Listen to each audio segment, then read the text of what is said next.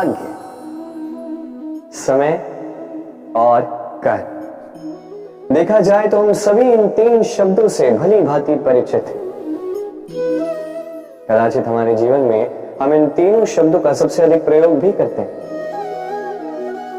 यदि पूछा जाए तो हर एक व्यक्ति का दृष्टिकोण इसके प्रति तनिक भिन्न है।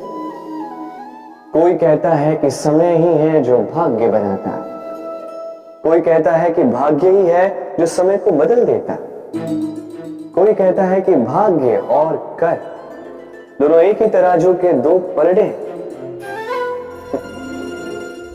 यदि आपको सत्य समझाऊं तो कुछ इस प्रकार समझाऊंगा। मनुष्य जीवन प्राप्त करना, मनुष्य के रूप में जन्म प्राप्त करना, यह भाग्य के हाथ में। मृत्यु को प्राप्त होना समय के हाथ में। ये दोनों हमारे हाथ में नहीं, किंतु मृत्यु के पश्चात भी सदा सदा के लिए अमर हो जाए, लोगों के मन में बसना, ये अवश्य हमारे हाथ में। और ये हम प्राप्त कर सकते हैं केवल हमारे कर्मों द्वारा। अर्थात कर्म ही है जो सबका आधार है। तो इससे कभी विचलित ना हो। संसार का सबसे घातक प्राणी कौन सा?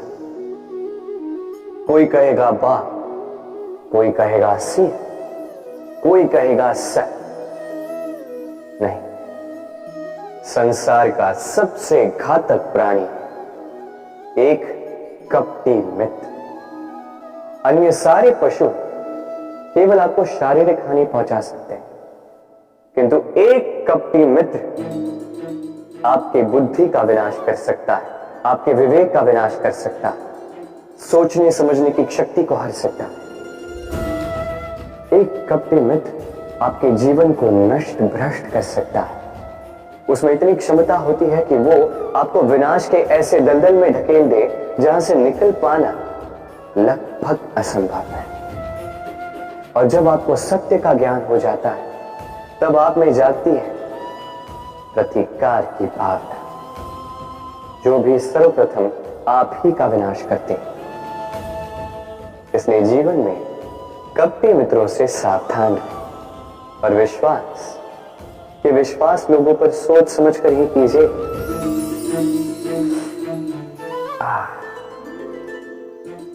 हाँ, चलिए। अब आप कहेंगे कृष्ण यही तो होगा, जलते हुए कोयले को उठाने जाओगे तो हाथ तो जलेंगे ही।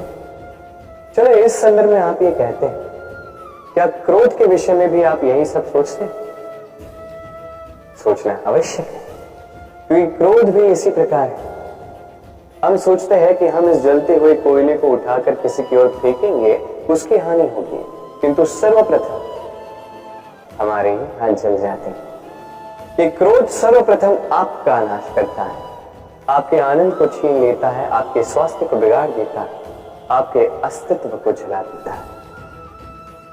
तो इस क्रोध से सावधान रहिए। संसार में कुछ लोगों की ये तीव्र इच्छा होती है, वो बस स्वयं का नाश करना चाहते हैं।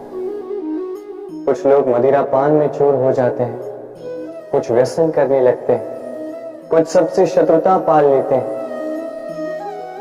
यदि आप अपना नाश ही चाहते हैं तो ये सब करने की आवश्यकता नहीं, बस थोड़ा अहंकार पाल लीजिए। जी, आपने सही सुना, ये अहंकार आपको नष्ट कर देगा। ये कांटे के जितना भी नहीं चुभता, किंतु धार से आपको काट देगा। धीरे धीरे आपके सारे प्रियजन, आपके संबंधी, आपके मित्र, जिनसे आप प्रेम करते हैं, सभी को आपसे दूर कर आपको अकेला कर देगा। ये अहंकार। यदि आप इस जीवन को जीना चाहते हैं तो विनम्र होना सीखिए। यदि आप जीवन में स्वयं का नाश चाहते हैं तो अहंकार पालना सीखिए। चयन आपका है, ये जीवन आपका है। कभी आपने किसी स्वर्णकार को देखा है? स्वर्ण उसका होता है, आभूषण बनाने की कला उसकी होती है, फिर भी वो बार बार स्वर्ण को गर्म करता है, हथौड़ी लेकर बार बार उस पर प्रहार करता है, इसलिए ताकि वो उस स्वर्ण को कुंदन बना सके। हर एक चोट के साथ उसमें छिपी खोट को निकाल सके। एक विवेकवान व्यक्ति को भी यही करना चाहिए। इससे पहले कि यह संसार चोट से आपको भंग कर दे, आप स्वयं में छिपी खोट को समझकर उसे निकालना सीखें। भले ही थोड़ी पीड़ा सहनी पड़े, कीजिए।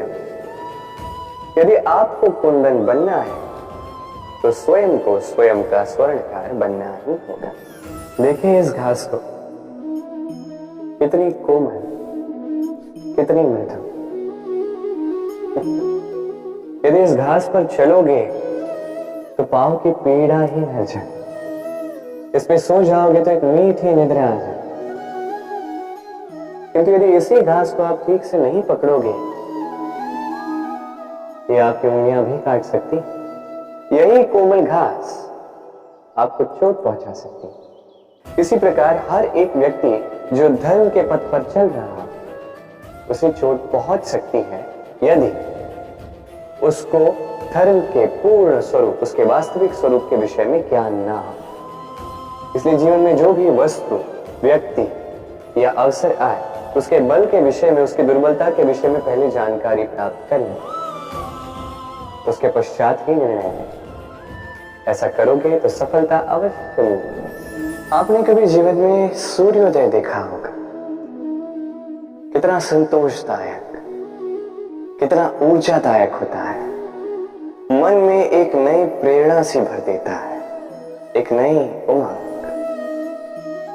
किंतु यदि आप जागने में विलंब करते हैं तो आप इस सूर्योदय को देख ही नहीं पाते।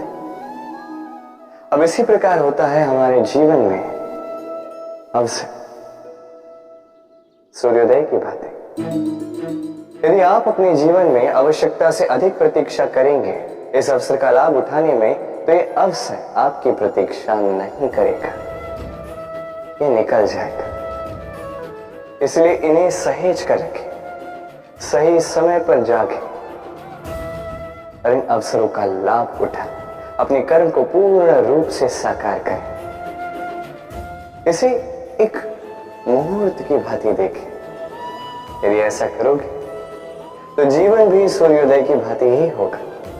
इसमें संतोष होगा, इसमें गरिमा होगी और इसमें होगी शांति। हम जीवन में ऐसे कई लोगों को जानते हैं जो अत्यंत शक्तिशाली होते हैं, स्वयं की परीक्षा देने में कभी नहीं चूकते, अत्यंत कठोर होते हैं, दृढ़ निश्चयी होते हैं, किंतु फिर भी उन्हें सफलता नहीं मिलती। क्यों? क्या कारण है इसका? लोह पुरुष जैसा व्यक्तित्व होने के पश्चात भी उन्हें सफलता क्यों प्राप्त नहीं होती? अब इसका उत्तर स्वयं उनके व्यक्तित्व में छिपा होता है। लोह पुरुष, लोहा। आपने कभी लोहे को देखा होगा, अत्यंत बलशाली, अत्यंत कठोर, किंतु केवल तब जब वो शांत होता है, शीतल होता है। उसे गर्म कीजिए, आप पाएंगे कि वो इतना कठोर नहीं रहा। उस पर एक छोटा सा प्रहार कीजिए और उसका आकार ही मुड़ जाता है। समझे? यदि आप भी जीवन में अपने बल से, अपने निरंतर प्रयासों से कुछ बड़ा करना चाहते हैं तो सर्वप्रथम इस मन को शांत कीजिए, इसे शीतल बनाए रखिए। जो भी जीवन में मिला उसमें संतोष पाना सीखें। इस क्रोध की ऊष्मा से स्वयं को न बदलें। पहचानिए उन विचारों को जो क्रोध को बढ़ाते हैं और उनका पतन कीजिएगा, अन्यथा ये क्रोध आपका पतन अवश्य करेगा। राधे राधे।